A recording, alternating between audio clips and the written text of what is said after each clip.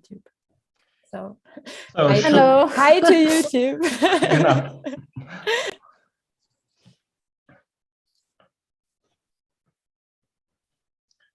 So should we start then? Okay, hello and welcome to the Zoom room of the Heinrich Böll Foundation Bremen. My name is Henning Bleil and we are here today in the Zoom room instead of the noon at the Theater Bremen. And we held the event in English because we have a British guest. Welcome, Dr. Sarah Darwin. Thank you. We also can use subtitles. Sarisa will explain this after me, which is at last an advantage of this digital event form, I think. As always, OIKOS is a cooperation event between the Böll Foundation and the Bremen Theater. And there at the Theater Bremen, Theater Bremen, Theresa Schlesinger has been working as a permanent dramaturg since 2019. She's currently responsible for the production Revue on the Dying of Species, Revue über das Sterben der Arten. And tonight she will be moderating the conversation with Sarah Darwin. Hello, Theresa. Hello. At the start of our OIKOS series, we focused on the megasystems sea and forest. And today with the species, we want to explore the question of what follows from the overuse or the destruction of our large ecosystems. What effects do our harmful economic practices have on the world as a habitat for flora and fauna? We call the series of events OIKOS because this ancient Greek word is a common linguistic root of the terms economy as well as ecology. And we want to ask how ecology and economy can be brought back into a sustainable balance. Biodiversity and species protection are extremely important for this balance, as we know all. And at the same time, the political efforts are not nearly enough to enforce them. The Tageszeitung, the Taz, has just produced this front page. I want to show it to you. Can you see it? Ja. Die Ampel lässt GroKo sterben, krasser Fehlstart beim Artenschutz. So traffic lights let GroKo die. I think, Sarah, you understand some German, so you also did understand this title of the Taz. And for sure, this is a sort of word play, which play on words, which is typical on the Taz, my former employer, because GroKo, it's for sure it stands for the voted out Grand Coalition and not for the crocodile, but the issue behind is no less serious for that. Well, our guest today is not an expert on crocodiles, I'm sorry to say, but rather on tomatoes and perhaps also in certain respects on nightingales. Sarah Darwin is a botanist who wrote a dissertation on the systematics and genetics of tomatoes on the Galapagos Islands. And this work must have been quite convincing because in the meantime, she's even the vice president of the Galapagos Conservation Trust. On the side, she's also a part-time great-great-granddaughter, and she's a researcher at the Museum für Naturkunde in Berlin. I hope we have an exciting conversation between Sarah and Theresa will now tell you how you also can get involved. And here we go. Thank you. Thank you, Henning, for the nice introduction. Yeah, just to start with a bit of organization. So welcome to everyone who's in the Zoom room and hello to everyone who's streaming this live or afterwards. You can participate, you can ask us questions if you have any. This you can do via the chat, so you can just type them in the chat if you'd like, or you can write a little starlet in the chat, and then we know that you want to say something and you can come up with your picture if you want to, or if you don't, you can just put on your microphone and ask the question yourselves. And we will have some time at the end of the conversation for your questions, but if you have any that are very urgent that you have to ask in between, go ahead and pose them. We're happy to answer them. And for the transcription, this is also my first time using this transcription, audio transcription, and I just found out that in my display, it works like this. You have to click on more, which is just next to reactions in the bottom of the Zoom window. And there you can see Untertitel. So in German, it's Meer and then Untertitel. And then you can get the very nice subtitles, transcription, audio transcription. Yep, I hope this works for everyone who needs or wants it. And now I will go on with the conversation. So hello, Sarah, very happy to see you. And I'm very happy to talk to you tonight. Hi, Teresa, thank you. Very nice to see you too. So I will just go on. Henning introduced the topic a bit, but I will just go into it a little more and then ask you some questions about your work, and we can talk about our different artistic approaches to biodiversity and extinction. So Henning posed the question, how does our way of living, our economic practices affect the world around us as habitat for flora and fauna? Because on the one hand, species extinction is a natural process that takes place even without human intervention. So-called mass extinctions have also occurred several times in the history of the Earth. But on the other hand, the history of human dispersal is also a history of extinction. Whenever humans colonized new continents or islands, species disappeared shortly thereafter. According to current estimates, the current extinction rate caused by human activity exceeds the natural rate by a factor of 100 to 1,000. In this context, biodiversity is an expression of the planet's state of health. The greater the biological diversity, the more stable and healthy ecosystems are.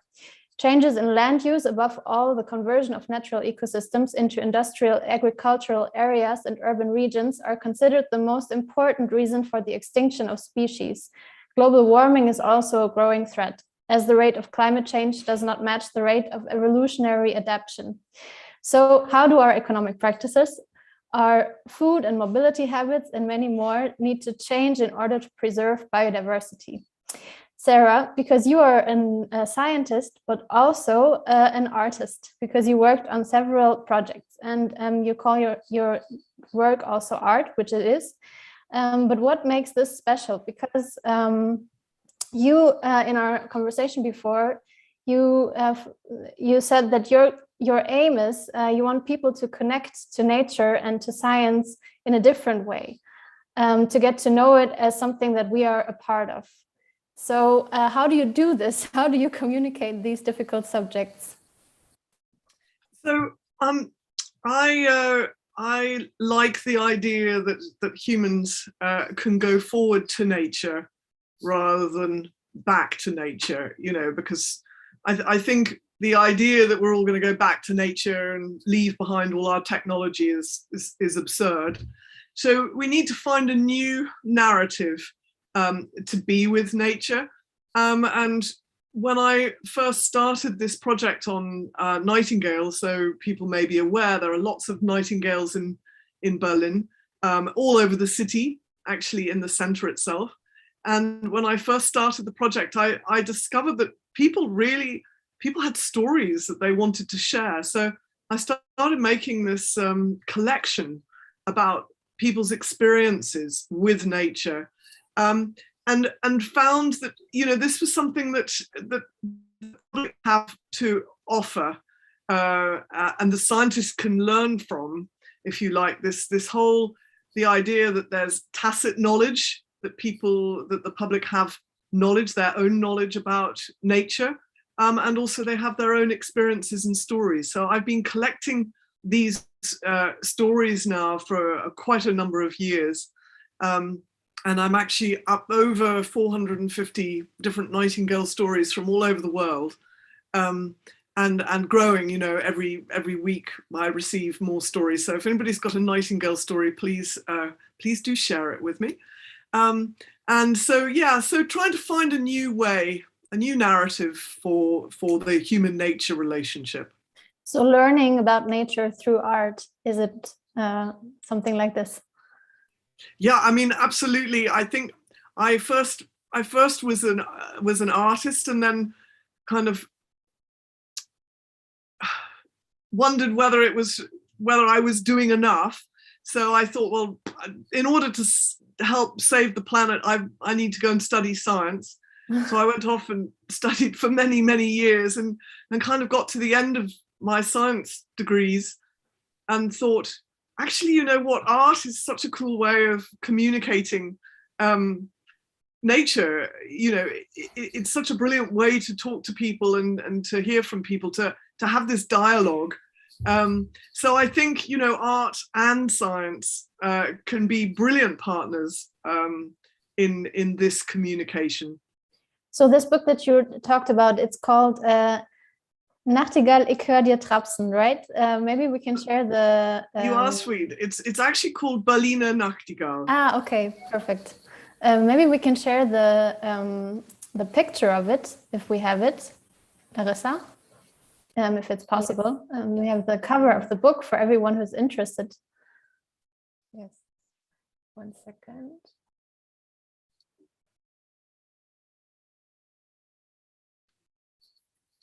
Well, I can tell you a little bit about it while we're doing that. Please. So the idea behind the book was that we found that along with the extinction of species, we also have the extinction of the experience with nature. Yes, so there it is. So it's a brown book with which has all the information about how to listen to nightingales in Berlin. And then on the right there, you can see there's a white picture with Berliner Nachtigall, and that's actually a map showing you where you can reliably hear nightingales in the nightingale season. And then there's a notebook where you can write your own stories or your own sightings, or any notes about the nightingale. Yes, so the idea about the book was really to go back to the beginning. We found a lot of guidebooks to nature actually sort of start somewhere in the middle. You know, they take you from when you're in the field and start helping you work out what species you're seeing or hearing. And we went right back to the beginning and thought, right, what do we need to do? Well, first you need to know when you can hear nightingales, where you can hear them, what you need to do in order to go and find them. So we sort of went right back to the beginning, really. And so it tells you exactly, exactly what to do if you want to go and listen to nightingales in Berlin. I find this really nice and fascinating because nature or biodiversity, if you call it that, it always seems so unapproachable. It seems like something that would be that we can observe, but we have to gain knowledge in order to understand it properly, which is not really true. We are a part of it, but it takes us a long time to realize that it's not something that we are foreign from or that we're distant from. So what your project shows is that we can maybe approach it differently, and then also take ourselves into the equation of being in nature and being a part of it, which then in the end maybe makes us think about how we treat nature differently. Is that something that you aim for in your work as an artist as well? Yeah, I mean, absolutely. This is, one of the things, I suppose, we'll, I'm sure, talk about Darwin later, but one of the things that he really was quite adamant about was that humans are part of nature. Prior to that, there was this sort of idea that humans were sort of made in the image of God. And Darwin said, look, humans are a part of nature, and showed many different examples as to why that was the case. Of course, now with modern, molecular techniques and things, this has been proved over and over again that all living things share a common origin. So we are all related to everything living on the planet, and very much part of it. And with that, I hope that it makes us feel that a different experience as being with nature, that we're connected with it. And when you go back and you have a look at these extraordinary images and things of cave paintings, I kind of look at these in Lascaux and places in France, and you imagine a sort of a fire flickering and a group of people sitting around, in a way probably very similar to, I don't know, watching Netflix or something in the evening, and people would be telling stories about nature. So it's perfectly possible that actually the first experience that children had of nature was actually through art. So I think art is something that's incredibly natural for us. You know, we are creative, as are lots of other animals, you know, birds, for example, you know, I mean, you could argue they understand beauty, and humans do too. So there's a wonderful toing and froing between art and science.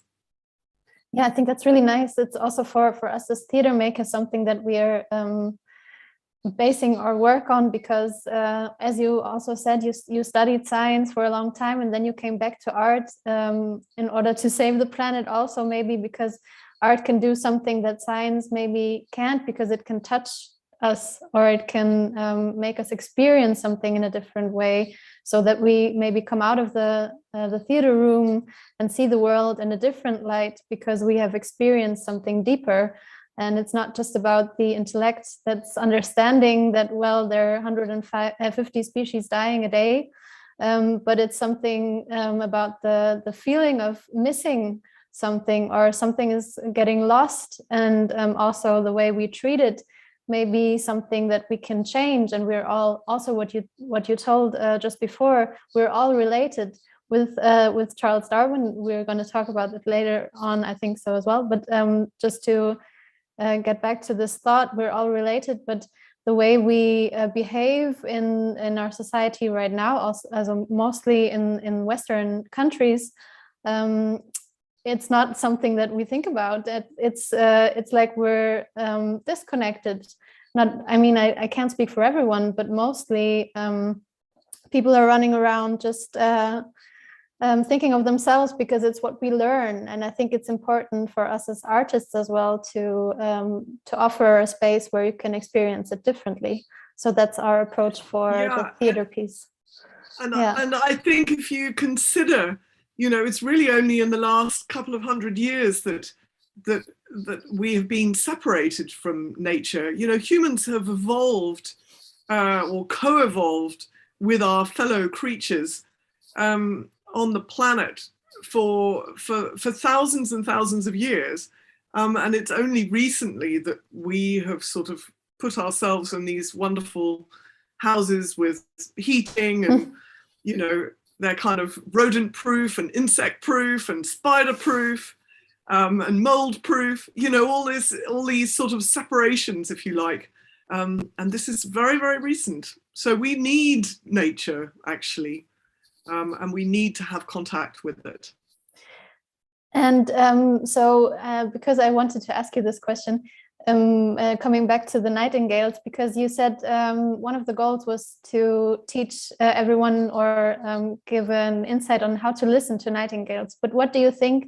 How does extinction sound? We talked about this before, but maybe. Yeah, well, I think about this a lot, actually. I mean, I wonder, because in fact, it's a little bit like drowning, I think. It's actually a really silent thing. You know, one minute there's somebody bobbing around in the ocean, and the next minute their head is disappeared. And I think extinction is, you know, one year you're listening to a bird, and it's probably particularly strange in a way with the migratory birds. You know, one year you can have a bird singing in your garden, and it's singing its little heart out, and the next year it's just silent. It's not there any longer. I mean, and certainly for the nightingales, you know, the numbers in the UK have plummeted by 90% in my lifetime. So in the last 50 odd years, the numbers have reduced to a very, very low level. And so a lot of that soundscape that would have existed, you know, every spring, people sort of taking buses off to listen to nightingales in the woodland, it's just silent now. Wow. Yeah, that's so sad, because what you hear now is sounds from cars and trains maybe, and people, but not birds anymore. Yeah, but we can know that if we start addressing these things, we know we can change it. You know, we know how easy it is, really. You know, once something's extinct, then that's it. You know, but we can do so much to try and protect nature before it becomes extinct. What do you think? This is something that we haven't talked about, and it's not in our paper sheet, but what do you think is the most common misconception about extinction? Because I think some people think that that it doesn't concern them, extinction, and also it's something that when a bird gets extinct, well, it's sad and it's not there anymore.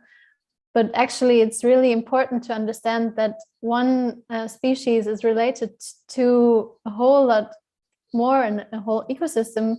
And so when one gets extinct, something else will also probably be extinct in the near future. So what do you think is the most common so I mean, misconception? there's some really nice research about this. The wolves in Yellowstone National Park, I think, probably the most famous and extraordinary example. When wolves were reintroduced to Yellowstone Park, within a couple of decades or even less, the landscape was transformed because it was all quite sort of complicated, really. But the wolves actually made a lot of the grazing animals a little bit more nervous. And so grazing down the open areas, they moved more into the forest areas. This allowed the areas around the rivers to regrow, and it just had the most extraordinary effect, so-called keystone species. So yes, if one can establish what keystone species are in habitats, you know, things like wolves are an example of that. You know, if you can reintroduce those or protect them, then this can have a very dramatic effect. Oh, wow, I didn't know about this. It's really interesting. Yeah. So yeah, I think it's very important to understand these narratives and also have these informations.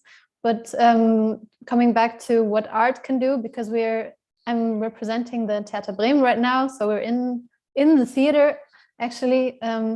And so one of the goals can be to experience nature, experience other species, experience the more than human world.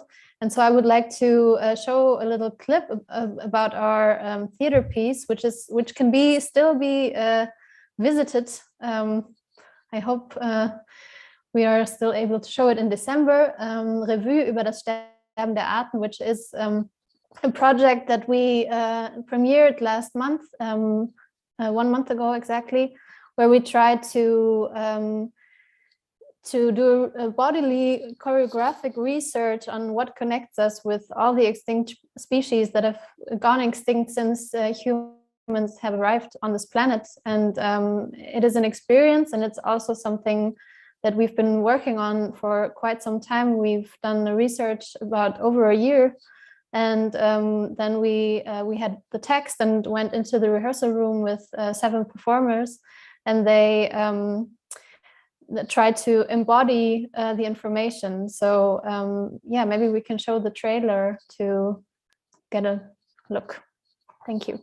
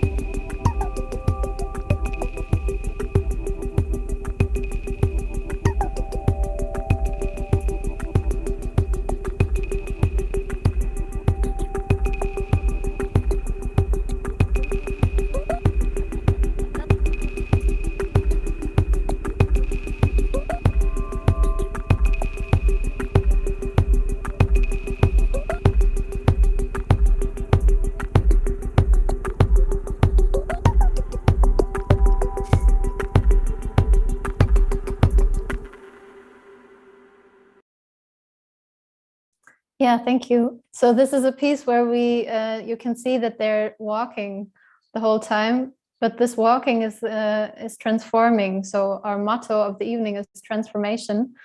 So they try to feel or try to see what they can do with their bodies that matches the animals or the extinct species. We also have plants included, of course. Of course, yes. Good. Yeah. So I bet you have stories from both the actors and the audience about how it makes them feel. Can you share those with us? Yes. So the actors, it's really interesting because they were given the text, so they were paired with another species, so they had to learn the text, and they really identified with them.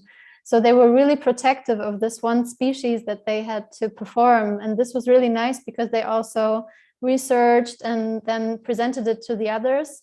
That's how we also found movements like flying or fluttering. And I find this really nice because there is a connection then between them, because they have this bond, which is weird because it's a dead species, it's an extinct species, but you have this information that you haven't had before, that you haven't known about before. And so they're really protective of the evening as well. And but it's every time it's different because we just have a choreographic score. So they react in the moment to the information that they hear from the other actors, and then they see what resonates in their bodies.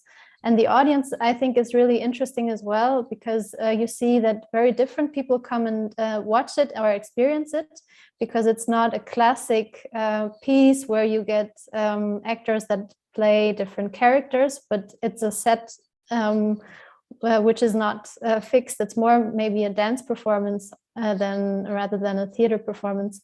But it's really nice because it's also very immersive, I think. And we talked about this also before in our phone talk, that this kind of immersion can bring a different mindset to perceiving these kinds of informations, and that's what I experience as well. But also, there's of course also very critical audience that says, "I have nothing to do with this. This is not for me. It's very hard to follow," and I get that as well. It's not maybe not for everyone, but I find it really nice to share the room with people that experience this kind of immersion and can let themselves go and listen to these stories. And what I told you before, some people come up to me afterwards and say they want to listen to the stories or read the stories again. Yeah. And that's important, I think. Yeah, because we have to know about this. Because when we started the project, this is also what you were telling before with the nightingales, that we don't know about many things. We conceive as something that is just normal or that is just there. And so I didn't know that there were so many species lost in the last couple of 100 years, and what their stories were. So this is also, again, this storytelling as part of nature, which you were telling about before. Yeah. And I also think, there's a lot of anxiety out there. So the people who say that's not for me, maybe that they actually find it a bit challenging and distressing. And I think particularly young people, I was at COP, and you begin to see that young people are really suffering from, concerns about their future. And I think actually storytelling is a really, really helpful way to try and alleviate this anxiety and listening to people, and kind of, I hear your pain, I feel it too, I think a lot of people, probably particularly, also during COVID, when we weren't able to be so much together, people could feel very anxious and lonely and lost, so I think it's very helpful to have both art and science, addressing these and addressing different elements of these issues. Yeah, I agree. I find it also very necessary to talk to scientists. As a theater maker myself, I think it's important that we get in contact and yeah, stay on the edge of science and listen to what the scientists have to say, and then maybe transform it into something that we can experience. But also what you're saying, these informations, they are really depressing because we can't change the past. And we have to listen to all these stories of death and extinction and how humans have ruined the planet. But it's also a possibility to change our behavior in the future. And I think that's really important, and also really important to learn that we're in this together, what you were saying. Yeah. Well, we can't change the past, but we can learn by it. Yes. We learn from it, and see what mistakes we've made and endeavor to do something about it. And maybe this is where we can go back to your great grandfather, because what you were telling me about Charles Darwin is also that he wrote for a general audience, which is also very besonders, very special for a scientist, because most of the time what we talked about science is not very approachable. But Charles Darwin, he wrote for a general audience. So is that something that,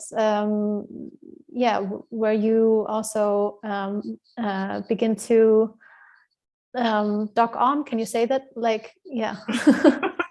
Yeah. So, I mean, so if anybody out there is interested in reading On the Origin of Species, which is his, if you like, the first book that he wrote about evolution by natural selection, it is actually very, very readable. It's there are versions that you can have a talking book version, and it's very approachable. And Darwin had read Alexander von Humboldt's work, and was very influenced by his style, which was also trying to speak to the general audience.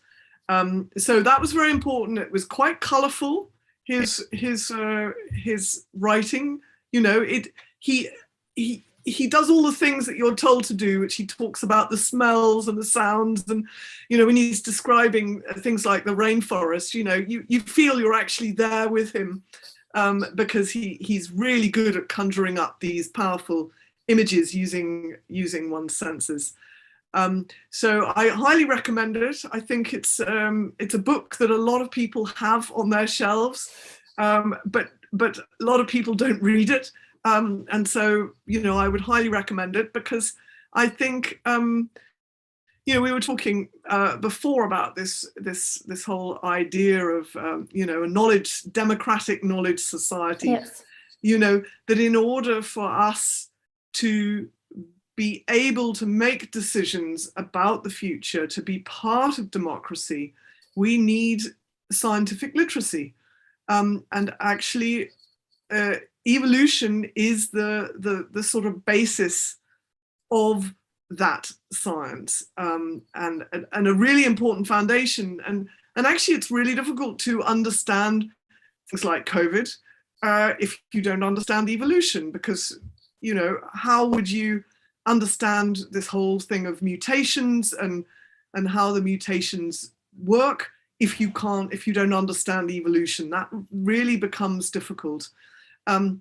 So there are lots and lots of reasons for the general public to become as scientifically literate as they can. There are lots of ways of doing it where you don't have to have degrees. There's lovely, as I say, the lovely books like On the Origin of Species by Darwin, that one can read to get up to speed, so that we can be part of democracy, so that we can say to our politicians, this is what we want. It's very important. Yeah, I think it's very important, and thank you that you're mentioning this, because also I think this is something that creates anxiety in a very painful way. If you feel like you're out of this knowledge, if you're not part of what we're talking about and what's going on in the world, especially with COVID, if you can't connect to the knowledge, and if it's not accessible to you. So it's very necessary also for scientists and artists as well, and everyone to to give knowledge back, and also to share what we know and share it in a way that's accessible. Also, I recommend also reading a book by Charles Darwin. I really enjoyed reading the book about his adventure on the Beagle, and you were telling me, because it's really an adventure. I think it's really nice. It's like a diary. It's swashbuckling stuff. Yeah. He was really young then as well. You know, he was really young, but I think he really enjoyed making it sound like it was an adventure, you know? Okay. Yeah. Yes. You know, I think, you know, these Victorians, they were kind of, well, I think there was an element that he was quite proud of of the adventure, if you like, and wanted it to sound kind of brave, you know, galloping across the pampas, you know, with the gauchos and things, and living off the land, and you know, I think he really enjoyed all that. Yeah, to put it into context for everyone who doesn't know it, so it's a book about his voyage on the Beagle, a ship where when he was in his early 20s, I think he entered this voyage as a scientist who joined the Beagle for a trip around the world, I think, and he was there. It took a couple of years. It took 5 years. Yeah, you know, I think they thought it was only going to be a couple of years long. Originally, they were just due to go to South America, really, and make maps of the of South America. And it was also a diplomatic trip as well. You know, I think they wanted to sort of, you know, the Brits were keen on you know, looking at South America. And navigating around it. So there was that going on, but in the end, it lasted much longer, and he didn't get home for 5 years. Yeah, and it's so interesting because you can read his observations where he finds a stone and he picks it up, and then on the back of the stone there are so many insects that he hadn't seen before, and it's really nice because his tone of writing is very very interested and very alive and colorful, and so yeah, I think it's also a very nice book to read if you're getting into the Darwinian universe. And you said you told me that you also created a mini series about this. Yeah. Actually, it wasn't much of a mini series. It was actually quite a big series. Okay. Oh yeah. Sorry. 35 episodes. Wow. Okay. For Dutch TV, for VPRO, so that was a very interesting experience. Yeah, that was back in 2009 and 10. So I spent a year working on that. Yeah, a year and a quarter working on that. That was a very So we basically followed in the wake, if you like, of the Beagle. And every week we made an episode. Oh wow! Okay. And this was aired, I think, a couple of weeks later, so it was very fresh. And we had on the ship, we had an editing suite, and there were people doing, you know, they had 3 shifts a day of editors editing it. And it was absolutely fascinating. And it was fascinating, you know, having Darwin's book in one hand. And the sort of modern lens, if you like, you know, arriving in the tropical rainforest where Darwin had sort of run out of words to describe the beauty of these towering trees. You know, we just saw tower blocks. Oh no! You know, I mean, it was. Yeah, I was just about to ask, what has changed since then? Well, a lot had changed, but then we went down to Tierra del Fuego, and it was.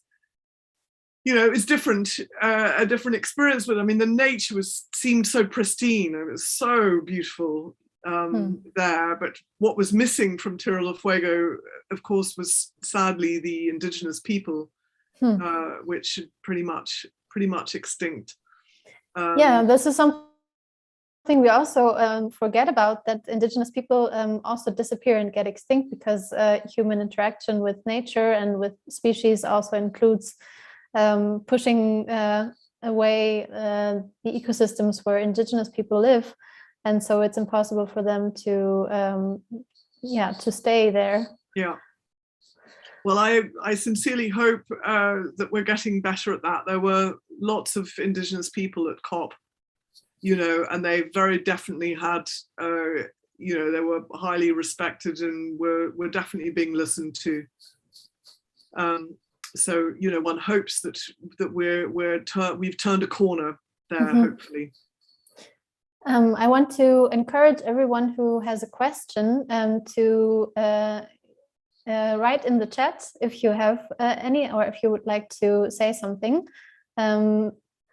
If not, it's totally fine, and we just keep on talking. But if someone has a question, you're very much invited to ask it by putting a star into the chat or by posing the question directly into the chat. Yeah. And to continue, but also ask about your current work, because you said that, about this democratic knowledge and evolution as the base of science. So now you're working on a book on evolution for children. Yeah, well, as I didn't understand evolution when I was a child. In fact, I was quite adult, I think, by the time I understood evolution. But actually, there's really no reason why children shouldn't understand it. And I think if I'd have had the right book, I might have understood it. So that's what I'm trying to do, is to write something for 8-year-olds plus that really just sort of gets down to the basics. You really only need to understand 3 things to understand evolution. So I'm basically repeating those 3 things. I hope it won't be boring, but through the book. And what are these 3 things? Can you tell us? So, well, you have variation. So within a species, you have variation. So with humans, people are taller, they have different hair color. That variation you find throughout the plant world, throughout, fungi, with animals. And that variation, every now and again, will make a difference. It might be detrimental to you, or it might be helpful. And if it's helpful, that's something that natural selection can work on. And so we have variation, which is the little differences. We then have inheritance, which is the method by which these little variations can get passed on to the next generation. And then we have something that Darwin called the struggle for existence, which is basically that each species has its challenges. For a desert plant, as Darwin says, the challenge for the desert plant is getting enough water. So if there's something that allows one individual plant to be better at getting water than another, then that will allow it to be successful. So it's the variation, the inheritance, and the struggle for existence. Okay, those very are nice. 3 things. And if you can understand those 3 things, then really that's all evolution is. Great, thank you for sharing it with us. It's really interesting to get to the base of something that is so big and also has this impact on how, because when Darwin wrote this on the origin of species, it totally changed the way that humans were seen, which you also explained before, because beforehand we thought of ourselves as the crown of existence, I think, maybe. And so this changed the way that everything is related. So we're coming back to this. Yeah. So I mean, there are some really sort of interesting kind of trees for life, trees of life, if you like, prior to Darwin. They're quite old, some of them, and you'll have the sort of the earthworms and these little creepy crawlies and insects, and then you get the plants, and then you get the animals, and then you get the humans, and this is all sort of in a line. And then above the humans are the angels, and then above that is God. So we're sort of this was sort of telling people that they were just below the angels, but above everything else. Yeah.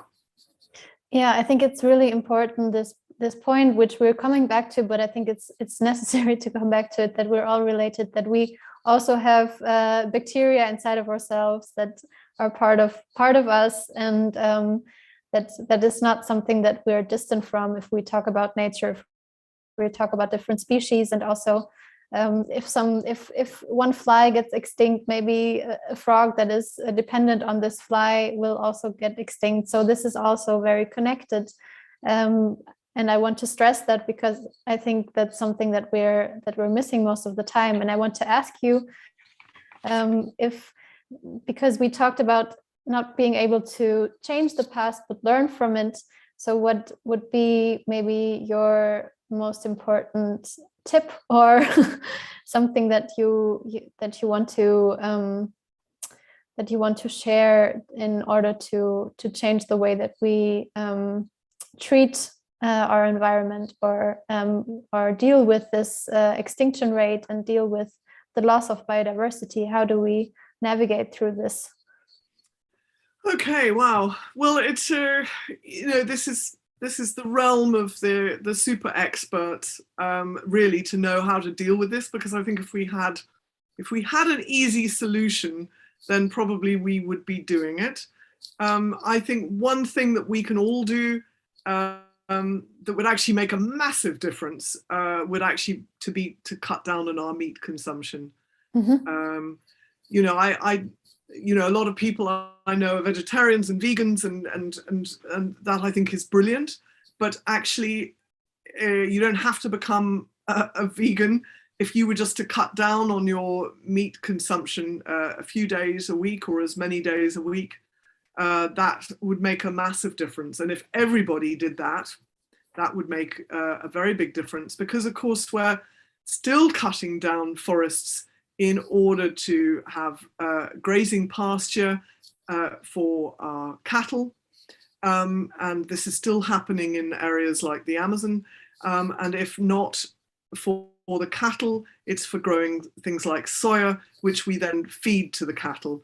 So it doesn't make economic, in the sort of biological way, it doesn't make economic sense to eat cattle in large quantities. So that would be my tip, and then also reducing one's general consumption. So when you make purchases, trying to make a purchase that is something that is well made and will last, so that you're not just throwing it in the bin the next day. So those would be two good things to do. Thank you. I asked it because I think it's for me, it's nice to hear something that is doable, because this is quite easy to do actually, but it's something it's easy to do. It saves you money, and it's better for your health not to eat so much, particularly red meat. So it's kind of a bit of a no-brainer, to be honest. I mean, the problem is that we're all kind of, well, not all, but lots of people, are quite committed meat eaters. But actually my suggestion to them is to try giving meat up for 1 day a week. See if you can do it for 1 day. And then actually you'll start discovering that actually there are plenty of really tasty options. Actually you'll find it's much cheaper not to as well. So there's lots and lots of reasons. Yeah, and thank you for the contextualization, because sometimes people think that cutting down on meat is because we are eating the animals, but it's not that we're killing the animals that we're eating, but it's about the land that we're using, where they are then being brought up, and also the soil that we plant for them, which is killing the Amazon. And that this is really important, I think, to know. We also found this out in the research for the piece, because there's a lot of extinct species nowadays in the last couple of years that have lost their habitat due to deforestation, and this is because of cattle that's using the space. So this is something that I wasn't aware of as much, and I think it's really important to say. Yeah. I say again, if there's any questions, let us know. We're happy to answer them, or if you have a reaction or a thought, you can share this. Yeah, and if there's anything else you want to share, Sarah, because I think I'm at the end of my notes, but. Well, I think you should be giving your wonderful play a bit more of a plug. Oh, okay. And telling people how they can book tickets for your play. Okay, yes, I can do that. So you can come and see the play at the 21st of December if you want to. We're also showing it in January and February again. And we're also, that I can say as well, a little teaser, we're also doing in February as well an online format as a series from Theater Bremen, which is called After Tomorrow, where we focus on vanishing indigenous people, actually. Oh my goodness. So yes, wow. We haven't fixed it, but it's now, yeah, I can say it to you now. So this will be also in relation to the piece review. We want to focus on the perspective of the indigenous vanishing. Yeah, and the play itself can be seen here at Theater Bremen. All students can come in for free if they want to. So there's no ticket price, but everyone else can buy a ticket here. And yeah, I think it's a nice way of being together and experiencing something from a different perspective. So what we tried was to get into a non-human perspective, but of course we are human, so we can't detach ourselves from ourselves. So maybe we learn something about our relationships to ourselves and the connection we have with other species already that is inside of us. Yeah. Very exciting. I look forward to hearing more about that. So yeah. Can people sort of join a mailing list, or how do they find out about that? Just look on your website. Yes, just look on our website, but you can also, I think the news about February will come up sometime in December, end of December. Yeah. And also, so maybe we're then at the end of this talk. Because we've talked about, a little over 50 minutes. Henning has joined us now. Maybe Henning wants to plug the next OIKOS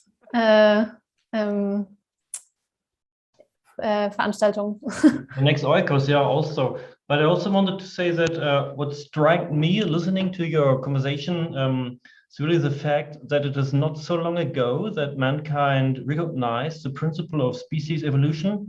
For Charles Darwin was the first to recognize how evolution works and how the development of species works. And it's only 4 generations later that with you, Sarah, with his great-great-granddaughter, we have to talk about this dramatic loss of species. So it's not so much time between becoming aware of it and losing it. And but I'm happy about the way we could talk about this tonight. So thanks a lot to Theresa Schlesinger and to you, Sarah Darwin, that you took the time. And what I also can do is a little outlook. Indeed, we go on with OIKOS in 25th of January, either physical or digital. We will see. And we speak then about a thing which is fairly unremarkable but underrated, I think, both ecologically and also economically. It's about sand. 25th of January in the Theater of Bremen or in the Zoom room. So for today, thanks a lot. And we all have the opportunity to see our talk on the video on our homepage, also on the homepage of the Theater Bremen. And thanks a lot again and have a nice evening. Goodbye.